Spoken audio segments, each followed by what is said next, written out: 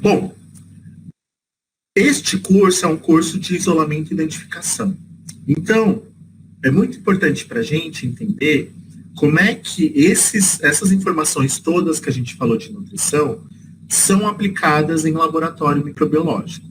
Então, o principal aspecto para a gente é usar essa base de informações para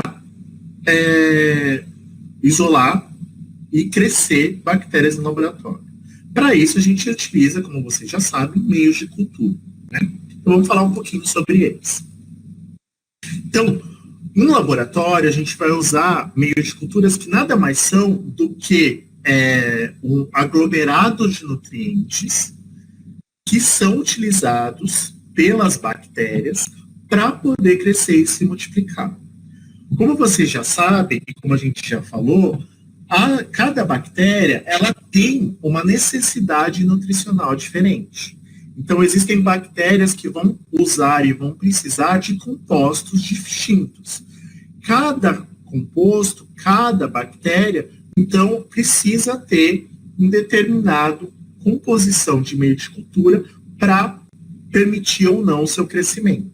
Existem meios de culturas que são mais ricos e, por isso, permitem o crescimento de uma gama diferente, uma gama ampla de bactérias, e tem aqueles meios de cultura mais estritos, que aí, se eles são mais restritos, aí eles são mais dedicados a um tipo específico, um gênero específico, uma espécie específica de bactérias. Além do que, quando a gente faz crescimento em meio artificial, a gente vai falar dos seletivos, exatamente. Eles também, os definidos e os seletivos.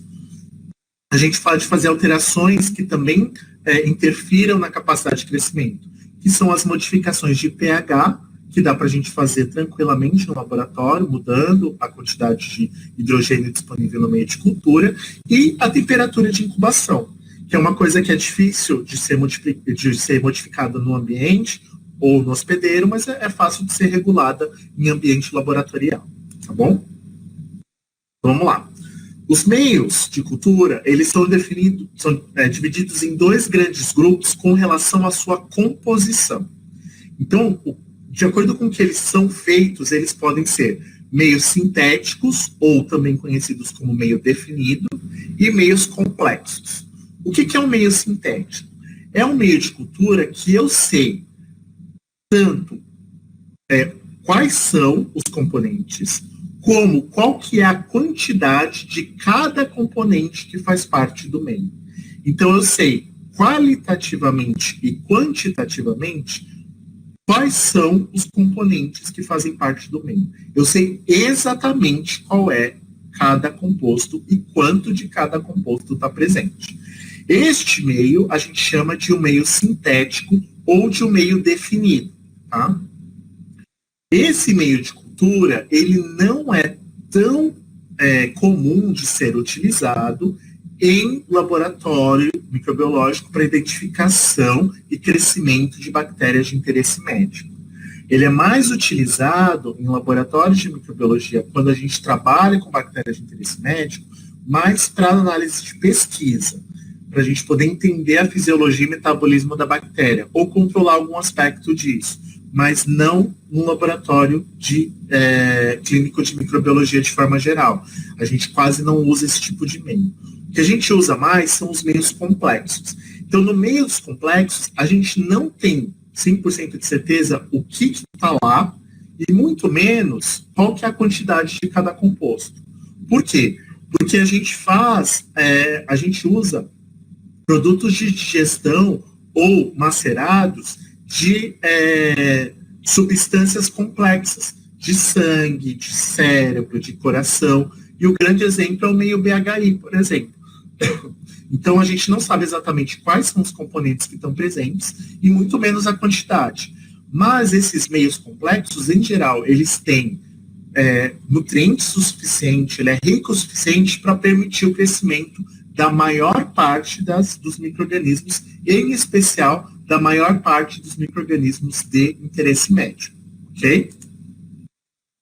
Além disso, a gente tem que lembrar que os meios de cultura, ele pode estar presente em dois estados físicos principais. A gente pode usar meios de cultura sólidos ou meios de cultura líquido.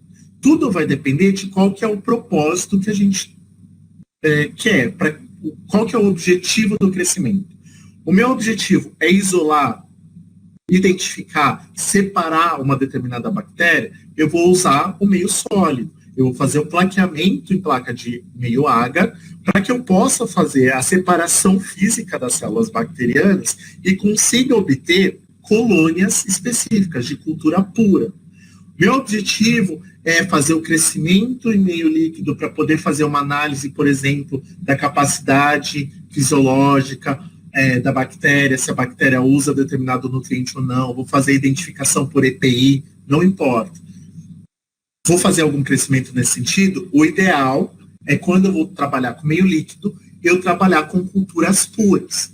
Então, em geral, quando vocês vão receber o material, ou vocês recebem o material de uma coleta de infecção do paciente, uma das primeiras coisas que vocês vão fazer é passar em meio agar, para a gente poder ver como é que é o perfil de micro-organismos daquela infecção, para a gente poder coletar e trabalhar com culturas puras. E aí, a partir do momento que você tem o isolamento da colônia, você consegue, com cultura pura, trabalhar no meio líquido, fazendo os experimentos necessários e os testes necessários para as análises que vocês vão precisar fazer, de identificação, de ver perfil de resistência e assim por diante. Tá bom? E aí, com relação à funcionalidade, os meios de cultura eles podem ser seletivos e diferenciais. O que era o meio seletivo? O meio seletivo é aquele que contém alguma substância, algum composto químico, que impede o crescimento de uma parte dos micro-organismos, uma parte das bactérias, favorecendo o crescimento de outra parte. Então, por exemplo, se eu colocar corante básico no meu meio de cultura, a gente vai impedir o crescimento do grupo das bactérias gram-positivas. Então, eu vou favorecer naquela placa crescimento de bactérias gram-negativas.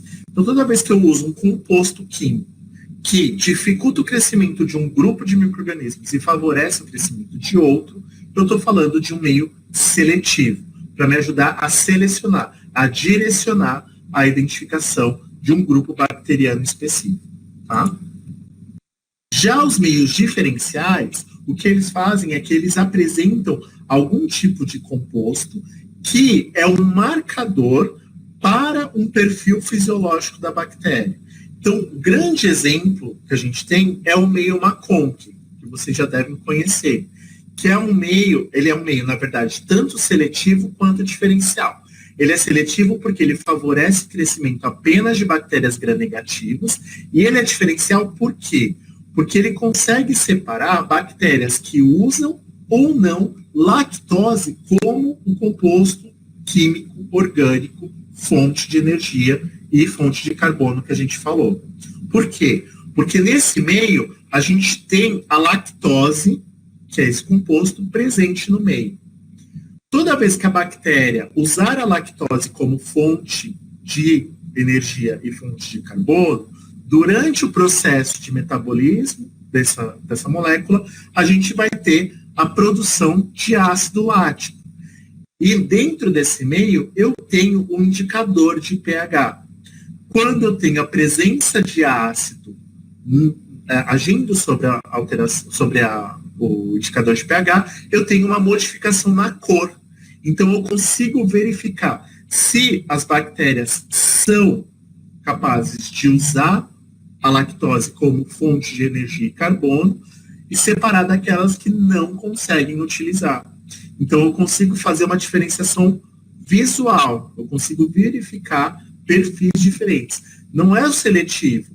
Aqui, não importa se usa ou não lactose, qualquer gram-negativa cresce. A seletividade desse meio está em separar gram-negativa de gram-positivo. Agora, dentro do grupo das gram-negativas que crescem, aí ele diferencia as que usam das que não usam lactose. Então, em geral, a gente tem um composto que é um composto marcador que, na presença de uma determinada substância produzida pela bactéria, pode mudar de cor e, com isso, a gente ajudar a diferenciar, a identificar aquele grupo bacteriano. Ok?